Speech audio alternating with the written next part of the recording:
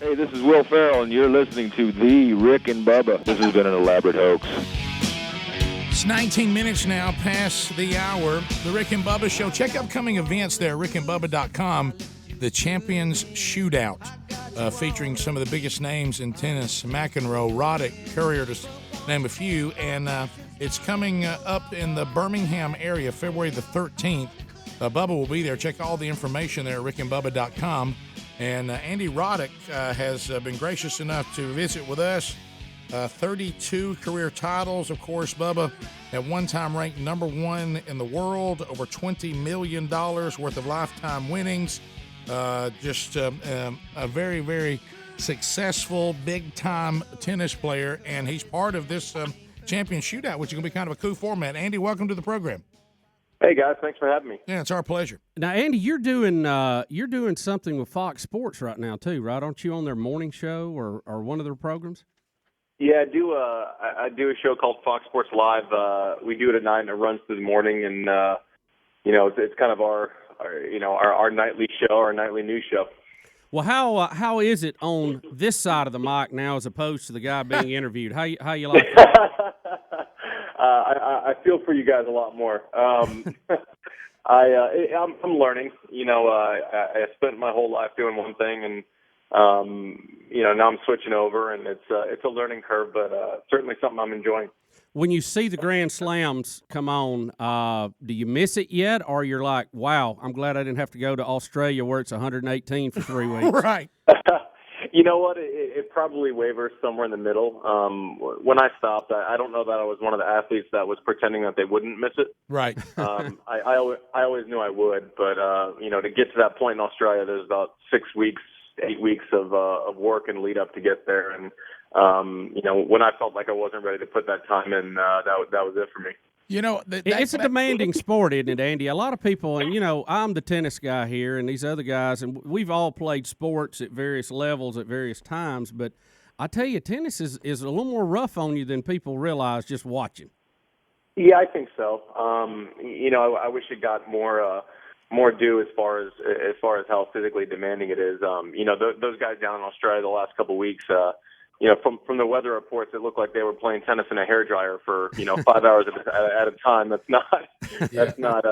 not super easy, and certainly the toll it takes traveling around. I always get a kick out of it when I hear the football matchups and they're talking about traveling from West Coast to East Coast. I'm like, man, Memphis to Dubai is even tougher than that. Yeah. Well, I think it's like anything, Andy, and I know anybody that's ever done this, and we've all played sports at various levels. You don't miss, if you could somehow just be in shape, be prepared, and step onto the court, the field, whatever the case may be, that would be fun. But what we don't miss is what it takes to be ready to step out there for the big match.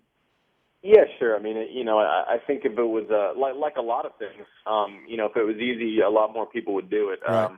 It's being a pro athlete. It's not so much just showing up and people see the games and the matches or whatever, and they think it looks pretty cool. But it's almost like something you live every day. So it's tough, but it's certainly rewarding. I mean, gosh, I was never the guy that took anything for granted. It was a privilege to get the opportunity. What about now?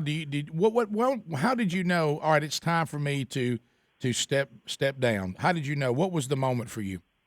I was still top 20 in the world, and I'd won 2 out of my last 5 events. But I woke up one morning. I played my first round at the U.S. Open in 2012. I woke up the next morning, and it was as simple as I didn't believe I could win a major title anymore. And once I didn't believe that, and once there wasn't that upside to work for, it felt like work to me. And I'd always just felt like I was getting away with everything in life because I feel like I didn't have a real job. Tennis was my passion. And when I didn't feel like I could win a major anymore, I decided that was it.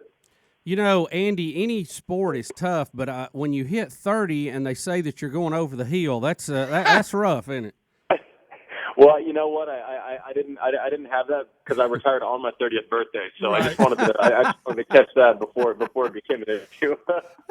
Well, this champion shootout, this is like a really, really cool format. And one of the great things about tennis is you can continue to play it, for a very, very long time, and that's the beauty of it. But this is a real cool setup, the champion shootouts, where 4 you guys get together. There's 3 matches, 1 winner, and here we go. I mean, are you enjoying this? You know what? Birmingham will be my first. Here we go.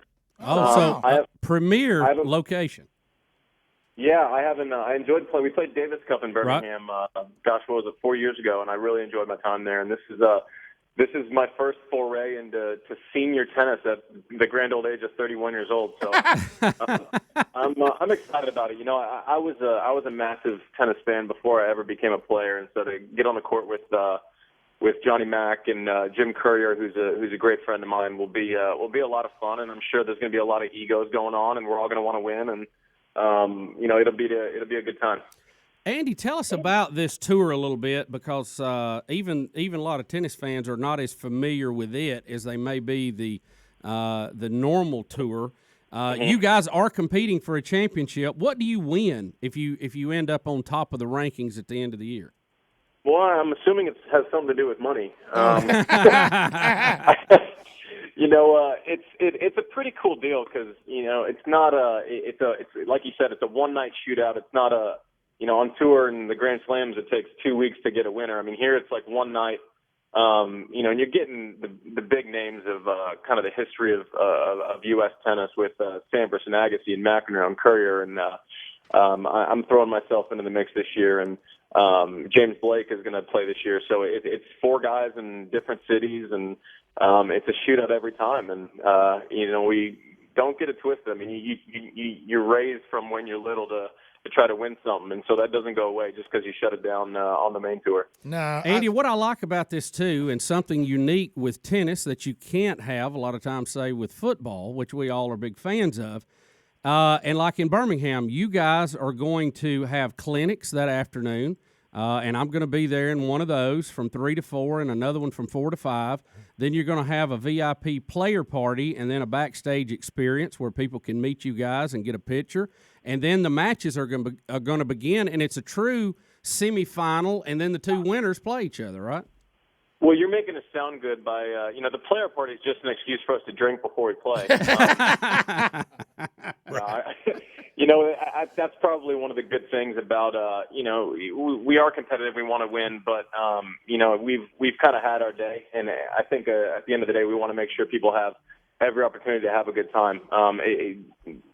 These type of events are probably a lot more interactive. There'll be a lot more talking with the crowd. Right. I think priority number one is we want to entertain people, and it's always fun for us to get out there and do clinics and stuff like that, especially in places that we're in and out of so quickly. I just want to get out there and kick Bubba's butt a little bit, Oh, get after Andy, him. Get after him, Andy. Don't hold back. Andy, I think it's me and you. I think we're playing maybe Courier and Johnny Mack a little bit before. So, look, I really need a win in this, I got to live with these people after y'all leave. Well, that's fine. I don't want to lose to Johnny Mack either. We were talking about it all being fun and kind of an exhibition, but you're playing to win, and somehow I just don't think McEnroe is just going to show up and be Mr. Fun Zone. No, I doubt it. Andy, let me ask you this, because I'm the tennis guy here. I started tennis late in life, but love it, play competitively. The face of tennis, and I just enjoy it. Now I've moved into coaching some too. But, if you're here, and Rick and I joke about it because we grew up playing in the big 3 sports. Now we both coach outside the big 3. But tennis is not as popular here as what I would like for it to be. I get kind of mad about it sometimes. But what can we do as tennis people to make this game more exciting to the Americans and get them more involved? Well, we are fighting an uphill battle because, around the world it's probably second as far as popularity to soccer. And here it's just not that way. But I do think small steps, letting me come on and talk to you guys a little bit, and like you said, all the events in lead up to our event in Birmingham certainly help. We do need American champions, and we're probably not at the best place as far as that goes right now. But I think having events and people like you pushing for it, it certainly helps. But I have a question for you. I want to know how you got this title of the face of tennis. How did that work? Well, because it took me. I had to win U.S. Open before I got that title. So I'm wondering how you got it so easily. Andy, it's really a funny story how Rick and Gene Hallman helped to frame that, and they've run with it. And it's not really true, but it is. You're the face. And we did work with the USTA and Gene and getting the Fed Cup and Davis Cup here, but they've had a little fun with that, and it's really stuck, and that's really what happened. It was really a joke that went bad. Andy, we're going to the break, but when you see him, you're going to say, "Yep, that's our tennis champion right there," and that's a big face. Yep. Well, I'm looking forward to it. Yeah, well, it's going to be great. We're going to come back and give people a chance to win a cool package. If you want tickets, Ticketmaster.com, PowershareSeries.com. Get your tickets for Birmingham, February the 13th. Thanks, Andy. Thanks, Andy. Rick and Bubba, Rick and Bubba.